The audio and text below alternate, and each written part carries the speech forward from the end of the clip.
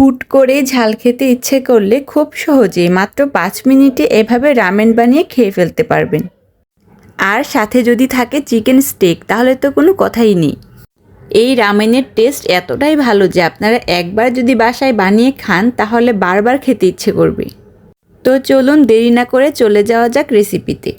প্রথমে একটা চিকেনকে কেটে ধুয়ে ভালোভাবে পরিষ্কার করে নিয়ে একটা টিস্যু পেপারের সাহায্যে চিকেনের গায়ে লেগে থাকা পানিটাকে মুছে ফেলব। এরপর চিকেনটাকে ব্ল্যাক পেপার, সল্ট ও সয়া সস দিয়ে খুব ভালোভাবে মেখে 10 মিনিটের জন্য রেখে দিব। এখন একটা প্যানে 1 চামচ বাটার দিয়ে দিব।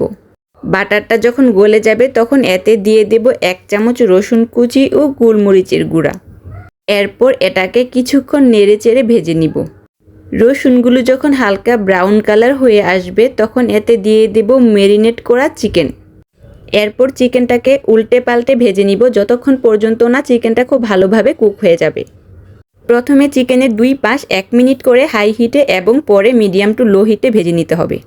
অন্য একটি পাত্রে একটা ডিম সিদ্ধ হতে দিব। ডিমটাকে হাফ বয়েল করে সিদ্ধ করতে হবে। আমি এখানে মিস্টার নুডলসের ইনস্ট্যান্ট রামেনের প্যাকেটটা নিয়েছি। এখানে একটা সসের পেস্ট ও কিছু সাদা তিল ছিল।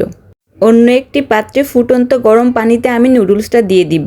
নুডলস যখন খুব ভালোভাবে সিদ্ধ হয়ে যাবে তখন আমি এটাকে ছেঁকে একটা বাটিতে তুলে নিব।